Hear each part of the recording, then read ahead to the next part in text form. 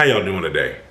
My name's Ayn, and today's topic of discussion is going to be others need to be heard too. Others need to be heard too.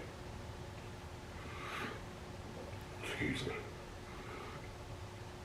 I think about this from a few different angles when I'm thinking about others need to be heard too. One aspect, or one way I think about this when I'm thinking about others need to be heard too, is from the standpoint of, when you're in need and you're calling out to those people in your circle, whether they're friends, siblings, or whatnot, whatever your need is, it seems like it's the most important thing in the world. So you come in on people's time, you talk to them, and you do this to a point that you feel relieved. This is what we do when we're dealing with people up off in our circle, and we're looking at the subtle ways that they're communicating with us. We take all type of cues from them. We take the verbal cues. We take the way that they're, picking us up metaphorically through their speech, and we take all of that. We take everything in. You could say we're needy to a degree when you really need something. You have to be mindful that when others need the same thing, you're reciprocating. You're reciprocating what they give you, but doing it in your own way, using your own voice, not shutting people down, not oversimplifying their situation. I'm not talking. You can't do this with everybody. I'm talking about when you're putting back into your circle, knowing that they need to be heard too. Sometimes, okay, you may think about, okay, I'm not in a situation of need. Oh, such and such is calling. I'll talk to them another time. And then you hadn't even thought about how you've been, blowing up their phone for the past week or so behind whatever it is that you were talking to them about. I remember one instance. It was early on. I was probably about, it was after my teenage years, I'll say that. And I remember incident that had happened between me and a family member, and I was really distraught about it. So I called this other family member. It was a cousin. I called a cousin, a newfound cousin that I just found out that we were related. We had met through the job, and we were looking into doing future endeavors together. So I was reaching out to him in this situation that had taken place, and he didn't answer. So I left a voice message. I can't remember if I've left it on the machine or I left it with somebody. I probably want to say I left a voice message because of what I'll tell you later in the story.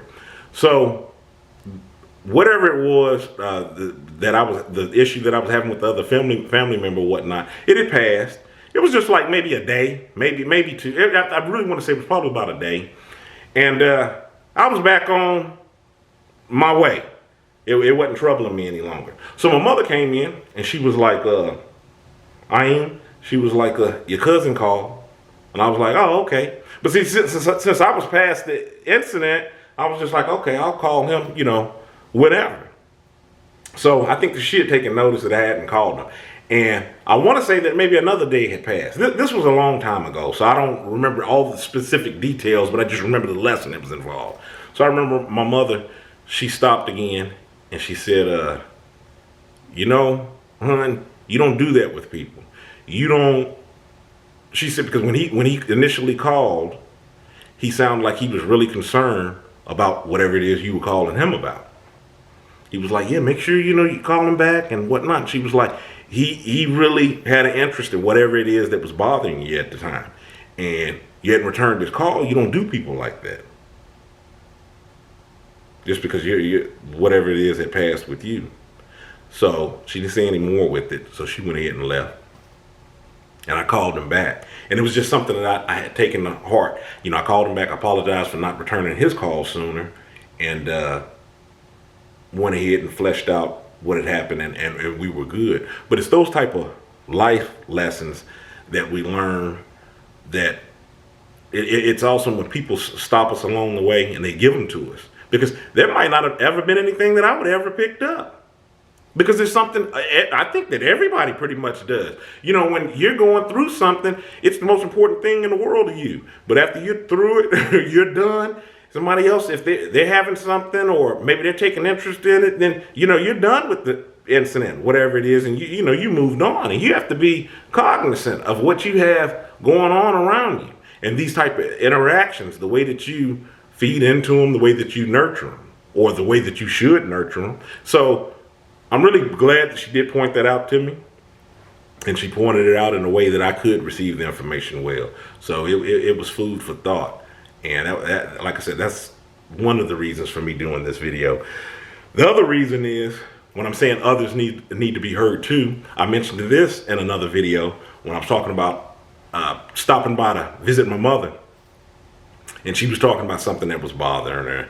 And I had to go, so I just kind of wanted to rush off. And sometimes you get used to putting people in these boxes of, well, this is just another incident that's happening, just like the others, or, you know, it's just not important to me. Long story short, with it, I did have a realization through her talking that, hey, man, she needs to be heard too. She's human. She got two legs. She's walking around here just like any of us. She's walking around here, things bothering her just because she's mother and she seems like she's Teflon and nothing sticks to her. She has issues too.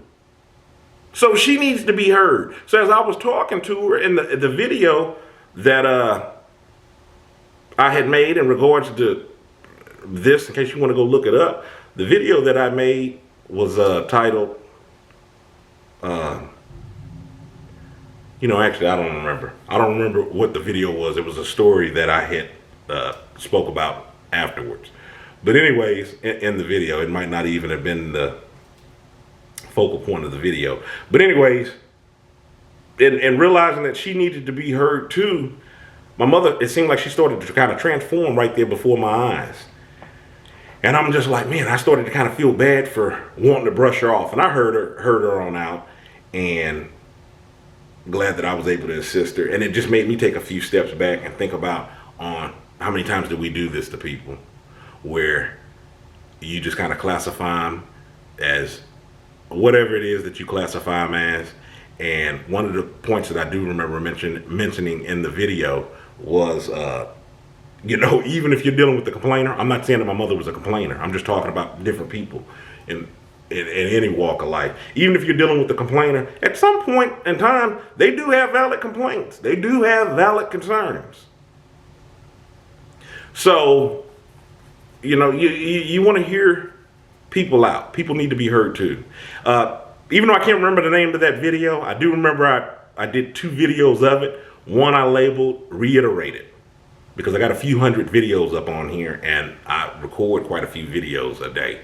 So the topic slips my mind, but I know that I have, as of now, with me recording this video, I know that I have 2 videos labeled Reiterated, and it's one of them. I believe it's the longer version of that Reiterated video that's in parentheses in regards to that story, if you want to check that out. But like I was saying, with that example with her and that example with my cousin, people need to be heard too. You need to respect that. You need to know how to put back into that circle, just like how you take out. Remember, I don't know if they still do this at some of the convenience stores. They have that take a penny, leave a penny. Just like when you're down a few cents and you're like, oh, I can take a penny to compensate for this sale that I'm getting ready to make. But it doesn't work if everybody takes a penny, because everybody takes a penny, there won't be anything to take. So you have to put back. So it's take a penny, leave a penny. Okay, I don't have a penny to leave on this occasion. Maybe on next time I do. Maybe next time I do, or maybe the next customer. So it's the same thing. Take a penny, leave a penny. People need to be heard too. That's the point of this video. So keep that in mind when you're dealing with relationships in your life. It's a necessity. It's the proper maintaining of a relationship. Okay? In the meantime, check out a book I've written. Kilimanjaro is the Arithmetic of Family Communication. I'll leave a link in the description box. My name is Ayin. Until next time, stay encouraged, avoid being discouraged. Have a good one.